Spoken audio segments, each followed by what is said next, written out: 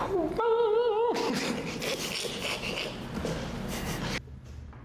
welcome to a Campfire Music Foundation interview. We're up here in Boise, Idaho for an awesome music conference. Joined here today by N3ptune and Rusty Steve, one of the hottest duos in the West right now. And we're sitting down for a conversation about how you guys make it work, music economics, exploitation, capitalism, all that fun stuff. But before we get into that, do you guys just want to explain what sort of stuff you collaborate on, what sort of stuff you do separately, kind of how you operate together as a duo?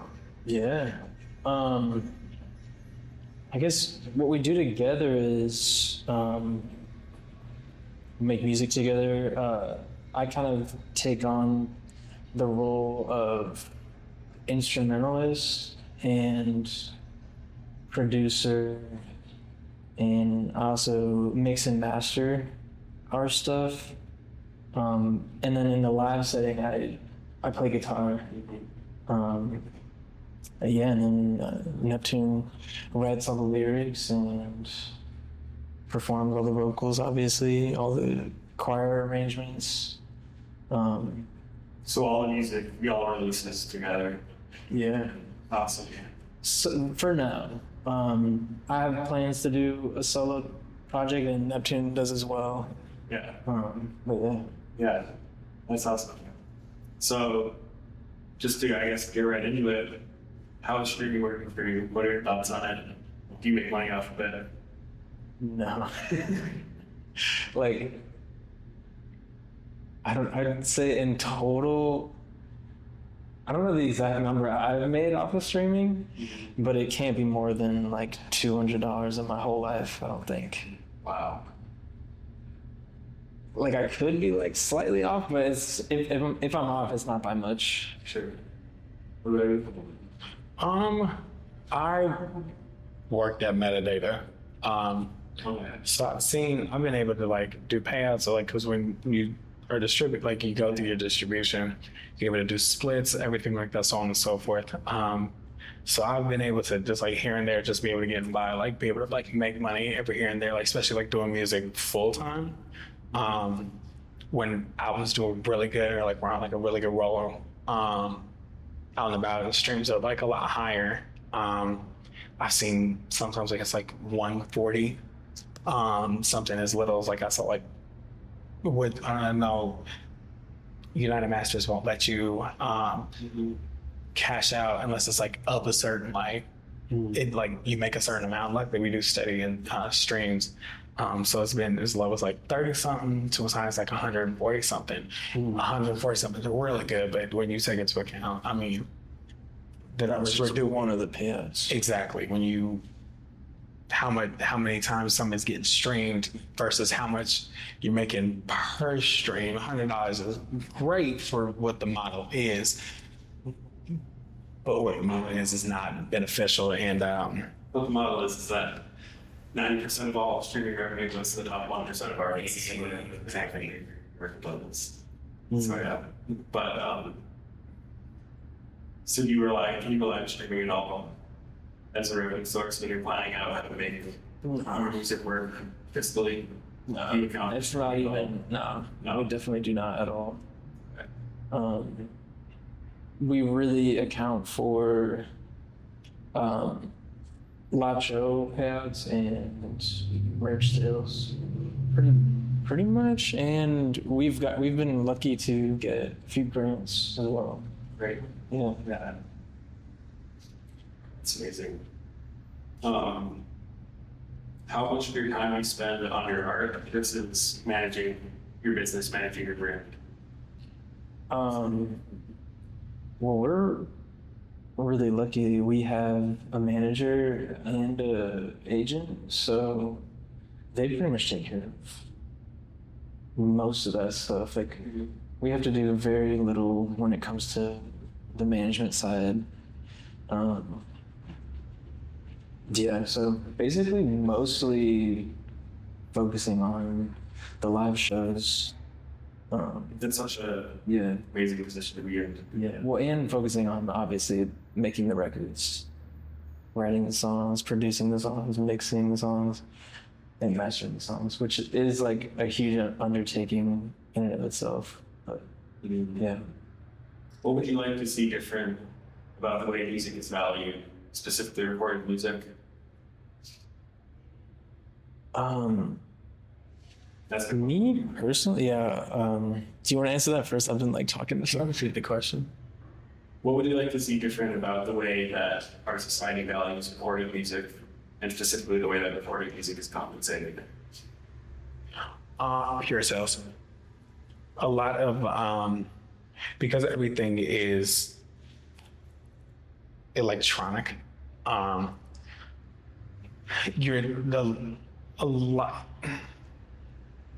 There's a lot that's able to get swept under the rug, and a lot of agreements you say you agree to by going through certain avenues that take away proper compensation for the artist, i.e., you put your life and soul into the music, and the cost you pay for getting that music out to the world is you make a micro penny off of every play. So actually prioritizing the artist, if you take Tidal, for example, a streaming service that is the whole business model for it was making sure that the artist, one, that the listening experience is by far the best listening experience when you're listening to for streaming. It has the highest quality streaming, but then also it's artist focused. And so Tidal pays, and for streaming they pay the most for artists. While it is great and it's absolutely groundbreaking in that term, goodness gracious, I remember when I came around, I didn't really know much about it until later on. What was the term again? What's the term again? Tidal? Oh, you're talking about Streaming platform. Oh, okay. Yeah. I thought you were talking about like a No. term. They've made themselves a great competitor amongst the other DSPs. They're still, like, artists were able to make money for on physical sales. So in terms of business model has changed in terms of music distribution, and it's coming at the cost of how much artists are taking home at the end of the day, where it further exploits artists, and it further makes the phrase starving artist way more true than it should be, and more than it has been in prior years. So then artists have to eventually in turn do far more work and sacrifice even more in order to do the exact same things. Even less, Yeah. While doing a lot of going after music in the same ways that a lot of people have, and in turn changing the way that artists go after it and have to think about it. Yeah. Something that I would love to see, obviously that 100%, but I think music nowadays is kind of lacking this like tactile way to consume it. Like we have vinyl still, but that's like, some people do it, some people don't. But I think it'd be dope. I don't know what it would look like exactly, but to have something like a physical thing to like see the album and like something new. I don't know exactly what it would be, but something that's not CD or vinyl or cassette, but something kind of more analog, and like kind of figuring out a way to mix the analog and digital and have it be convenient, but also like give this like tactile experience of listening to the music. And tying into what you're saying, you could sell that yourself and not rely on streaming for something like that. That would be a stem player.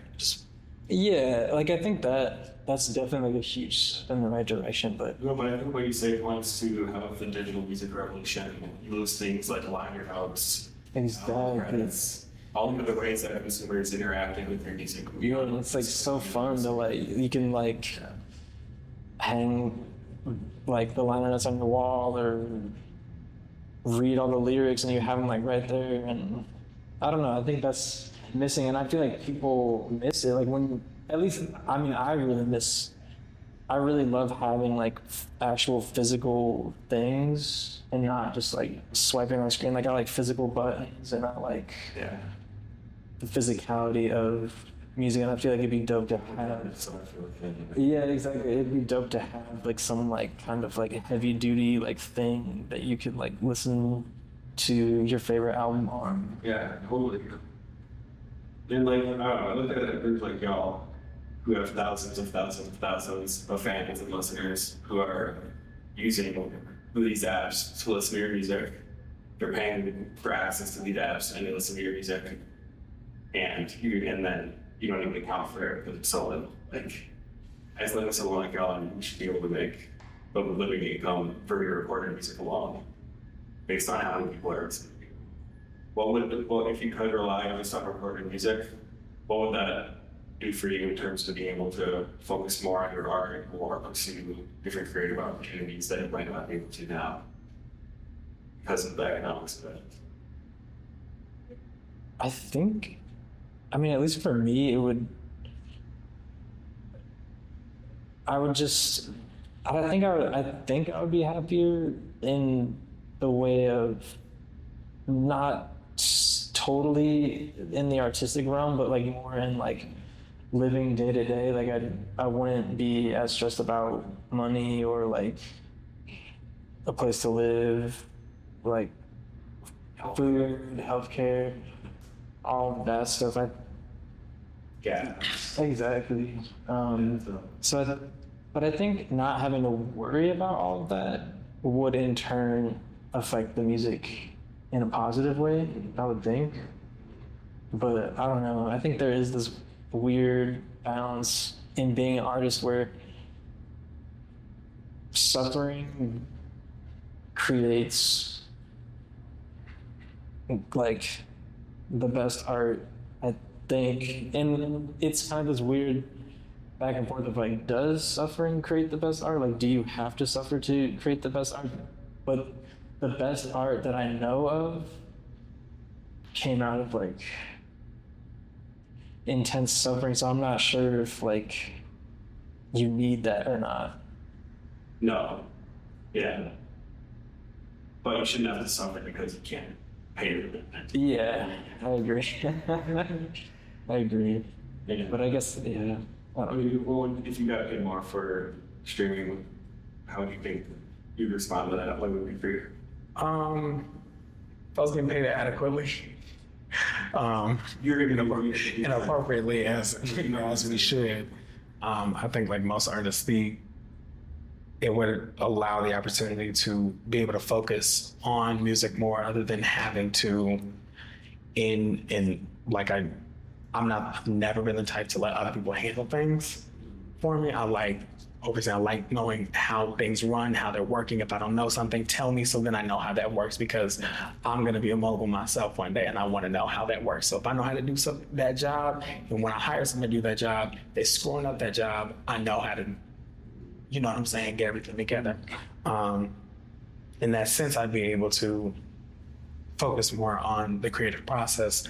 And myself, I'm passionate about the creative process, but then also the business side of of everything. Yes, there's the music, but it's the music business. I've always been very fascinated with the administrative side of things. So then I think, at least for myself, it'd make balancing that a lot more. So when it's time to focus on creativity, I can focus on creativity and have like vision to be able to focus on that and be able to. Am I able to cuss? Am I able to cuss or no? No, it's not live. No, I said am I able to cuss? Oh, for sure. Okay, nice. Yeah. I need to go fuck off and focus on music. And then when it's time to do the administrative work, have those meetings, project manage as I like already do, it would make that a whole lot better without having the hanging. Yeah, having to go to a job, having to go back and forth between jobs. I don't know, at least for me, like going back and forth between a job and then the music, it's just like a lot to handle and then go back and forth between, because they're so different. A lot. Yeah. I know N3ptune does too. Yeah. At least for like past 2.5 years, I took that leap of doing music full time. So I know, like, for myself, it would, like, really not having the dangling thing of, like, how much money do I have this month? It would definitely eliminate that. Of course, it would bring in other so successful. It's not like you haven't succeeded, like you've done and built your entire career. You got people who care about it and simply passionate. And that is another thing of how you measure success as well. Because when people hear success, they always think money is the, I can't blame it, this capitalism. So I think a lot of, by default, everybody thinks money without thinking. I think Drake made a very good point at the Grammys one year where he was saying, if you have people in your hometown who are bumping your music, you know what I'm saying, people know your name, you've already made it. Yeah. And essentially saying everything else is a bonus.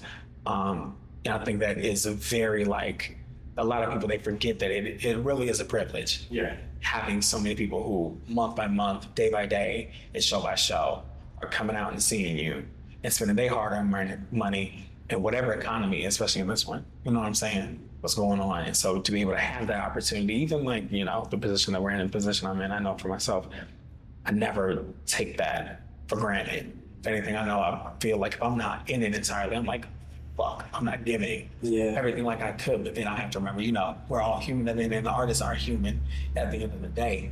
But I know for a fact, I know any artist can say that if streaming was paying as they should be paying, because my mentors have a good point. If you have 100 fans, you can get every fan to pay $100. Or like $1. If you have, let's say we have 1,000 fans, so you're able to get those 1,000 fans to pay you $1 a month, every last one of them. That's $1,000 a month. Yeah. So if you have, what is taxed? Well, and that's where if you, the $1 is like, okay, well, if you selling merch of those things, you can get them to do that in a month. And these little ways of just these, you can always think outside the box. You know what I'm saying? And that's a way that you can self-sustain and be able to navigate a whole lot more. Absolutely. And then also connect with people, which is, I mean, it's music. You're in it to connect with yourself and others. I feel like, as an artist myself, like, it's a privilege to create art, but unfortunately, our love for art is exploited. Yeah. Because we'll do it. We'll keep doing it. Yeah. It's interesting. That too, but yeah. Yeah. I think it's interesting too because music is not always, I think a lot of people who don't take music super seriously like think it's kind of just like all fun, and it's like this thing that like it's like your hobby kind of thing where it's like always fun, and it's not, it doesn't always feel like work. But when you take it really seriously, like you struggle through certain days of working on music, and it sometimes does really, really feel like a job, and it like can be extremely frustrating, and it takes a lot out of you to do music at a certain level. And I think some people might not understand that. No, I think a lot of the conception among our generation, lots of generations, is that when we pay $10 on the Spotify or whatever, it's going to the artists you listen to. And a lot of people look at their favorite artists and assume that they're not necessarily wealthy, but at least, you know, not struggling. If it's shiny, then the person's rich. What's the mentality of if it's shiny, then it's rich? Yeah, exactly. You know what I'm saying? Without taking into account, but well, they don't know what's going on behind the scenes or what it takes to get that. And a lot of people will say that exact statement without explaining certain things. With having the business meeting, going over finances. Okay, we're going to do a campaign for a single. This is how much we have, and this is our budget. So we need to spend it in this way, this way, this way, this way. Okay, we also have to film a video. Okay, we also have to perform this song. We have to bring in dancers. We have to bring in a DJ. Okay, well, if you want to go bigger and you want to bring in lighting and you want to bring in visuals, that person has to get paid as well. That's a flat rate. Those dancers, flat rate. DJ, flat rate. Yeah. There's percentages that you have to split between. You have an agent, you have the manager, and then door split. There's a Yeah. You know what I'm saying? Yeah, it depends on the venue, but yeah. And if you're doing finances for an entire year or an entire album cycle, those are big. And then they'll let you have a 2 on top of that. Those are constant, like, finance meetings, administrative meetings, and there's so much setting up where when there is money involved and when you're taking it is your job. You know what I'm saying? It is your job.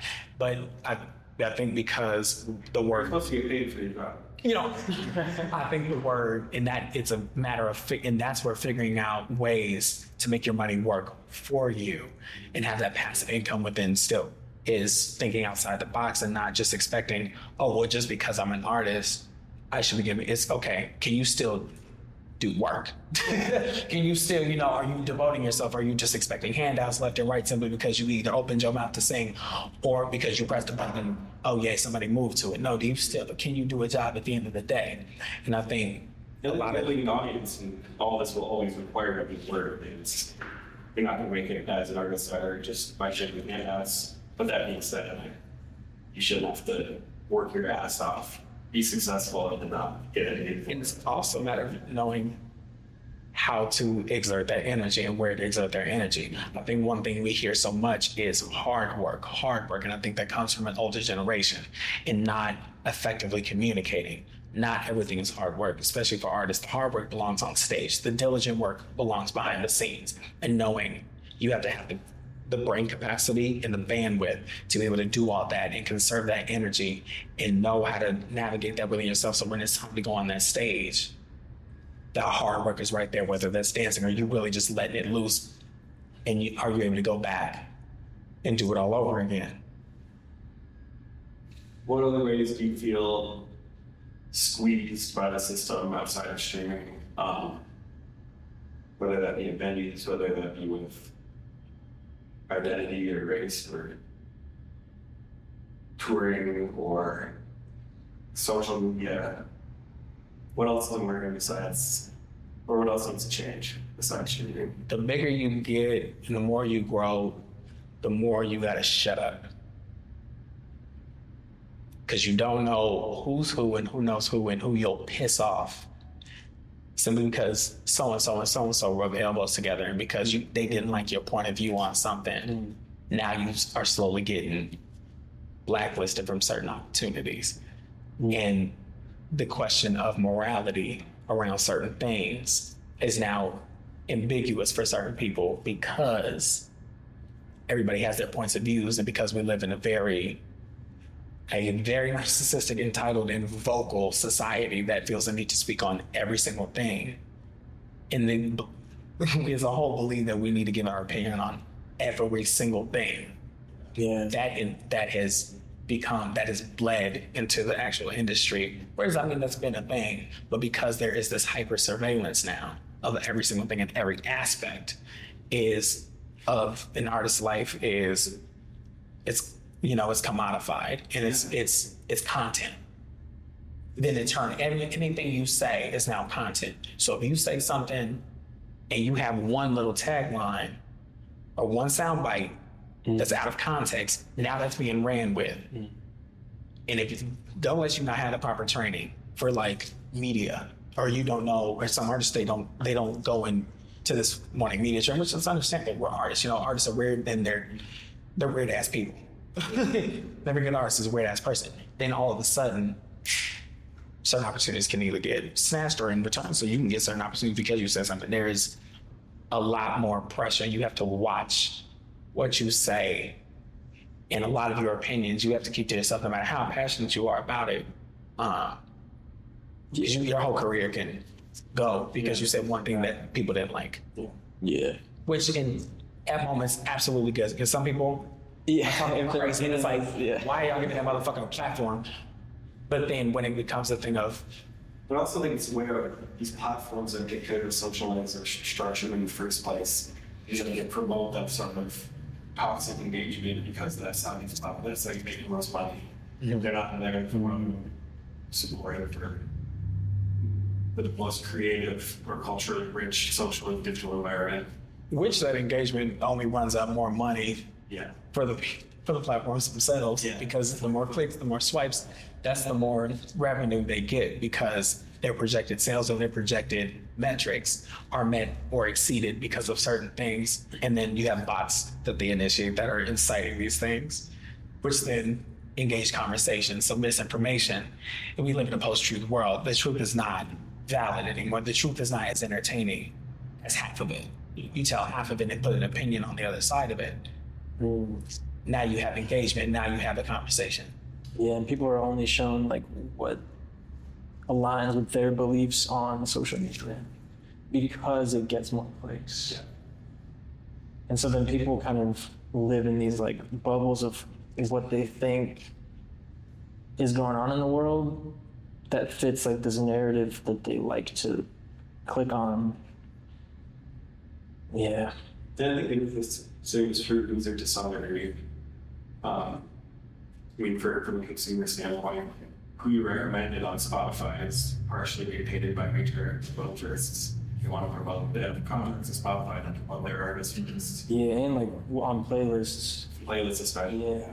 Yeah. Then it's a modern version of what they did with radio back in the 90s. They would legally pay DJs to play their records to pay one. So yeah, that's the same thing. Oh, hell, it was as old as radios and everything going. I think that's a lot of the people that we listen to now ended up getting as big as they did because you have the people who are like, yo, I got this kid who has this amazing record. And they're like, okay, but I have somebody that everybody wants to listen to. You have people like, I'll slide you an extra 15 just to play this cat and see how it goes. And all of a sudden you have some of the greatest works. So payola is definitely that under the table businesses. I mean, Yeah. Issa Rae said it very much. She was like, when she was asked about like going into the music industry, she was like, wow, it's not some professional industry.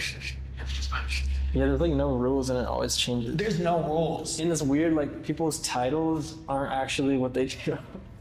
Like, people, you'll have like a title, somebody will like have a title, but then they do like so many different things that aren't even that title. Yeah. They do something that pertains to that title, but then they also like wear all these different hats, but they go by this one title.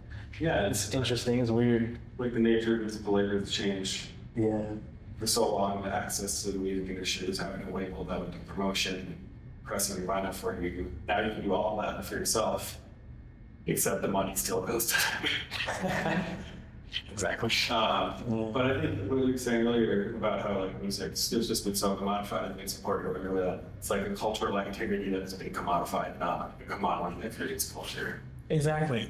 I think valuing, putting the value back on artists and what they have to offer. If you take the biggest tours of 2023, which was the Eras Tour, Taylor Swift, and the Renaissance Tour, Beyonce, 4.5 billion generated for the economy with the Renaissance Tour, and I believe 5.7 with the Eras Tour generated for the economy. This is small businesses getting more revenue. These are towns, small towns that have more people coming through, stopping for gas if they're traveling, you know, saying this is like more money that's actually been generated. We see like, yes, these are like the biggest stars in the world. You take that away, this is at the root of it, it's music. So this is showing that there is value in the artists, and luckily, I mean, both of them, they're at points where they can call their shots. You know what I'm saying? not everybody has the luxury, you know what I'm saying? But these are people who like they're able, like these are artists at the end of the day, and showing that the power of music and the power in what they do and how it brings people together, and it makes people travel near and far. What that can do not only for people, but what that can do for an economy as well. And if we are reshaping or redoing and revamping and bringing in a new business model entirely, it's almost necessary, not even almost, it's necessary, because we're seeing what it can do for an actual economy and helping stimulate it, especially post-pandemic. That is crazy to see, fascinating, and not crazy in a bad way, but crazy like that needs to be paid. Well, Pay attention to it. Denver too. Like, you know, Absolutely. When you're really prioritized the JV and everything else. Yeah. How do you see your role as an advocate for changing issues that you face in your career and that other artists face? How do you see your music as advocacy for that, but also like just what you say in the world? Where you see, is that something you think about? At least for me, I think about it when we're at like a kind of higher level, because right now I don't feel like I have a whole lot of like say or like influence over anything really. But at least like with more influence, what I would like to do I mean, it's a lot of things, but I mean, one of the things, at least in Denver, like Denver has like these amazing venues, like some of the best in the country, in my opinion.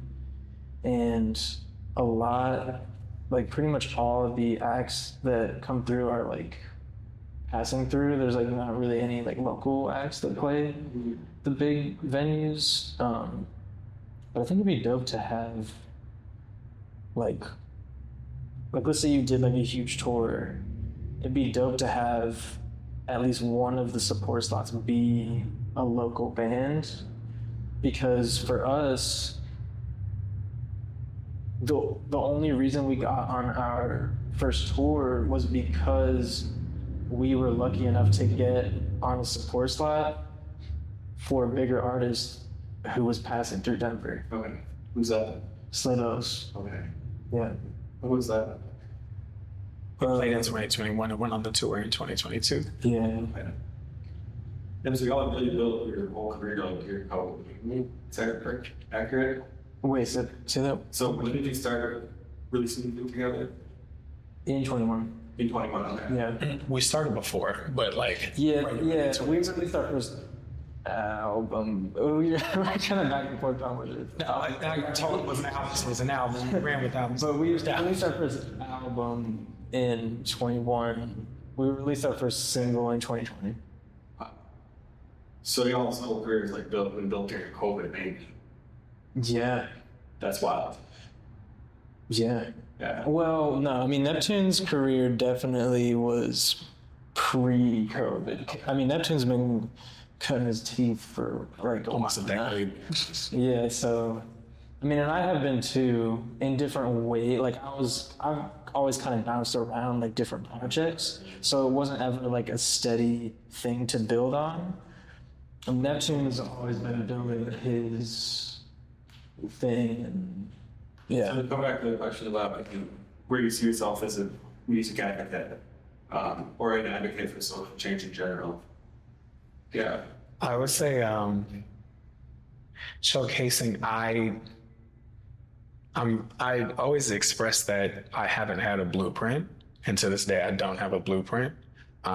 So everything is almost like it's walking by faith and not by sight. You know what I'm saying? And like just making those leaps and bounds. So walk on your faith for what? Walking by faith and not by sight. Oh man. Yeah. Essentially, I see most people, they have a blueprint on how to go. Rappers, especially with, there's a blueprint. R&B singers, blueprint. Jam bands, blueprint. For what I've done, I haven't had that. I've had to create avenues, opportunities, and what it means to do what I specifically do. In turn, what I've always, because I haven't had that help and I didn't have no handouts, performing in places where, I mean, nobody liked me, or, you know what I'm saying, having to like really get it how I wanted it and how I get it how you live it for real.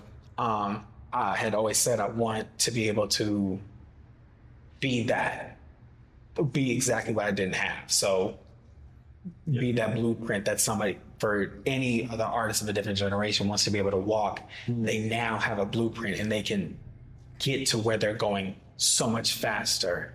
And when, of course, they still have to do work, but you know, they can have an avenue because somebody did that.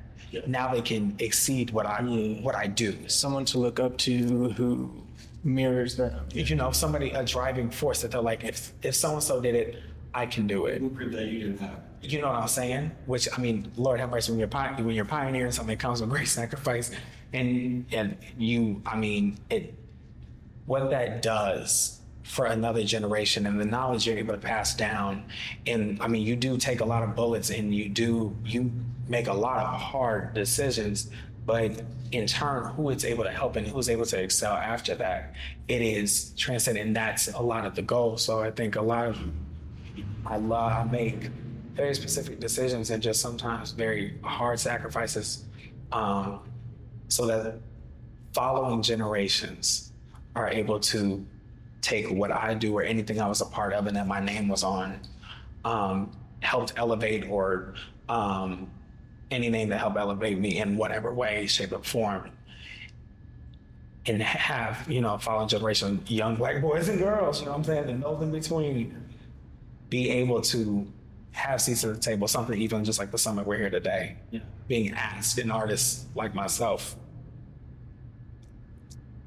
being asked to be a part of the conversation, that was not something that was a thing 7 years ago, no, 5 years ago for myself. I was fighting to even just be in a room that can, fighting for a sound check amongst rappers, you know what I'm saying? That was not that long ago. So a lot of just preparing the next generation to be able to exceed. Go through the front door, go through the window to open up the front door so they can come in and tear that bitch up and revamp it. Awesome. Well, I think we've hit a lot. You got any last closing thoughts? Streaming needs to pay more. Streaming needs to pay more. Stream Renaissance, our album, also stream Beyonce's album, Renaissance. Oh, Yeah, we got stuff coming. We got stuff coming. Something. Stuff is coming. absolutely. I can't say more. Okay. You know, we can't talk. I might have said too much. Yeah, strip shadow. Typical bartenders. Yep. Yeah. And really, encourage your upcoming artists. But thank y'all for And thank you so much for asking us to do this. Oh, shit. Having these conversations, and like we were saying, fans don't know a lot about all of these issues. They don't know that you're not getting their money, that they're paying less to you. So yeah, it's important, and I appreciate y'all taking the time. Thank you so much. Yeah. Cool. Bye.